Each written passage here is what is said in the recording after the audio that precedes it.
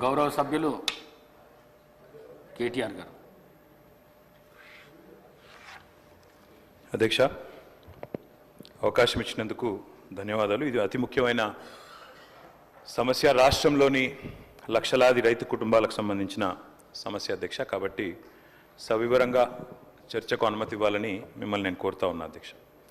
ఎందుకంటే ఇవాళ ఈ రైతు బంధు పథకం కేసీఆర్ గారు ప్రవేశపెట్టిన తర్వాత ఇప్పుడే గౌరవ మంత్రి గారు చెప్పారు అధ్యక్ష. మంత్రి గారు కూడా స్వయంగా రైతు, మాకు ఆత్మీయ మిత్రులు. వారు స్వయంగా వారి గ్రామంలో కూడా వ్యవసాయం చేసే రైతు. కాబట్టి ఇంత ముఖ్యమైన సమస్యకు సంబంధించి మరి సావధానంగా దయచేసి వినాలని, సాకల్యంగా మాకు చెప్పాలని గౌరవ మంత్రి గారిని, ప్రభుత్వాన్ని నేను కోరుతా ఉన్నా అధ్యక్ష. మేము ఏదైనా నిర్మాణాత్మక సూచనలు చేసినా, మేము కొద్దిగా విమర్శనాత్మకంగా మాట్లాడినా అది రైతులను వారి ప్రయోజనాలను కాపాడడానికి తప్ప మీ మీద దుమ్మెత్తిపోయడానికో ఇంకోటో కాదు. దయచేసి మంత్రి గారు సద్విమర్శగానే తీసుకోండి, నిర్మాణాత్మకంగా తీసుకోండి. ఇంకా ఎన్నికలకు 4 ఏళ్ల సమయం ఉంది కాబట్టి ఇప్పటికిప్పుడు మనం ఇక్కడ బల ప్రదర్శన చేసి కూడా లాభం లేదనే మాట కూడా వారికి చెబుతూ అధ్యక్ష, ఇవాళ ముందుగా నేను మంత్రి గారికి ఒక విషయంలో వారు చెప్పినందుకు, ఒక వాస్తవం చెప్పినందుకు వారిని అభినందిస్తా ఉన్నా అధ్యక్ష. గత ప్రభుత్వం ఈ పథకాన్ని ప్రారంభించింది. 72,000 కోట్ల పైచిలకు, దాదాపు 73,000 కోట్ల రూపాయలు గత ప్రభుత్వం నుంచి మరి రైతుల ఖాతాల్లో జమ అయినాయి. అదే మాదిరిగా మరి మేము మా ప్రభుత్వం వచ్చిన తర్వాత ఒక దఫా మాత్రమే డబ్బులు ఇచ్చాము, 7,600 కోట్లు 2 పంటలకు గాను ఒకసారి ఇచ్చాము, వానాకాలం ఇవ్వలేదు అని చెబుతూ ఎట్లా మొత్తం 80,000 కోట్లు ఎట్లా ఇచ్చామని చెప్పారు.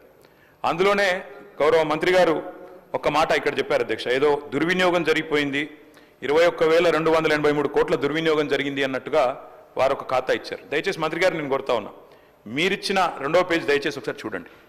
అందులో మీరిచ్చిన దానిలోనే ఏం రాశారు అధ్యక్ష, 2 పంటకాల్లో మొత్తం రెండు పంటకాలంలో సాగైన మొత్తం విస్తీర్ణం 19-20కి 141 లక్షల ఎకరాలు, 20-21కి 204 లక్షల ఎకరాలు. అంటే మీరు గమనిస్తే అధ్యక్ష, సాగు చేసినా చేయకపోయినా డబ్బులు, రైతు బంధు డబ్బులు ఇవ్వడం వల్లనే 141 లక్షల ఎకరాల నుంచి 204 లక్షల ఎకరాలకు పెరిగింది. ఆ తర్వాత 212 లక్షల ఎకరాలకు పెరిగింది. ఆ తర్వాత మళ్ళీ 206, అంటే 2,06 లక్షల ఎకరాలకు పెరగడానికి కారణం గౌరవ మంత్రి గారు. మేము విస్తీర్ణం, సాగు విస్తీర్ణం పెరగాలన్న ఉద్దేశంతో ఇచ్చినాం కాబట్టే విస్తీర్ణం పెరిగింది అన్నమాట దయచేసి మీరిచ్చిన లెక్కల్లోనే ఉన్నది. అట్లాగే మంత్రి గారు మరి ఒక 2-3 విషయాలు చెప్పాలి. మీరు మాట్లాడిన తర్వాత మీ ఇష్టం అని చెప్పండి సార్. మంత్రి గారు ఒక 3 విషయాలు చెప్పాలి సార్. నేను అంటే ముందుగా ఈ ప్రశ్నలు అడిగి తర్వాత మిగతా సబ్జెక్టులోకి పోతాను సార్. ఎందుకంటే వారు ఇచ్చిన నోట్ ఇప్పుడే అందింది మాకు. ఇప్పుడు అందిన నోట్లో మాకు లేవనెత్తిన, మాకున్న సందేహాలు, మాకున్న అనుమానాలు ముందుగా చెప్పి మంత్రి గారు ROFR గురించి ప్రస్తావించింది అధ్యక్ష. గౌరవ పెద్దలు తెలంగాణ తొలి ముఖ్యమంత్రి కేసీఆర్ గారి నాయకత్వంలో ఆనాడు ROFR చట్టం కింద 4.5 లక్షల మంది గిరిజన బిడ్డలకు పోడు పట్టాలు ఇచ్చిన ఘనత బీఆర్ఎస్ ప్రభుత్వాన్ని, ఘనత కేసీఆర్ గారి నాయకత్వాన్ని అధ్యక్ష.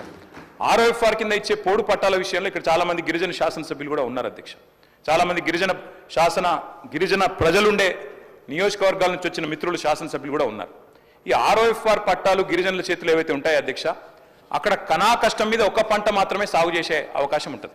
ఎందుకంటే అక్కడ కాలువలు ఉండొచ్చు, ఉండకపోవచ్చు, అక్కడ ఇతర సమస్యలు ఉండొచ్చు, మేజర్ కాలువలు ఉండకపోవచ్చు. కాబట్టి కష్టం మీద అక్కడ పండేది ఒక పంట, అది కూడా చాలా కష్టంతో వాళ్ళు చేసుకుంటారు. దాదాపు 6-7 నెలలు తనలాడతారు, అక్కడ పండేదే ఒక పంట. అంటే ఇప్పుడు మంత్రి గారు చెప్పిన లెక్క ప్రకారం ఈ గిరిజన బిడ్డలు ఎవరైతే మేము గతంలో పోడు భూముల పట్టాలు ఇచ్చినామో, ఎవరికైతే మేము 4.5 లక్షల ఎకరాలు పట్టా ఇచ్చినామో వారికి మరి ఈ 2వ విడత వారు రైతు బంధు ఇవ్వరా? మంత్రి గారు దయచేసి తప్పకుండా గిరిజనుల తరపున అడుగుతా ఉన్నాం, సమాధానం చెప్పాలి. అదేవిధంగా అధ్యక్ష, మంత్రి గారికి తెలుసు వారు స్వయంగా రైతు. పత్తి అధ్యక్ష, కంది పత్తి అయితే దాదాపు 45 లక్షల ఎకరాలు పండుతుంది అధ్యక్ష తెలంగాణలో. మరి పత్తి 8 నెలల పంట, 8 నెలల పంట తర్వాత 2వ పంటకు అవకాశం కూడా ఉండదు. అంటే ఇప్పుడు మంత్రి గారు చెప్పిన లెక్క ప్రకారం మరి పత్తి రైతుకు 45 లక్షల ఎకరాల్లో సాగు చేసే పత్తి రైతుకు ఒకటే పంటకి ఇస్తామన్నట్టుగా ఉన్నది. ఈ విషయంలో కూడా వారు మా సందేహం నివృత్తి చేయాలి. ఒకటే పంటకి ఇస్తారా, 2 పంటలకు ఇస్తారా?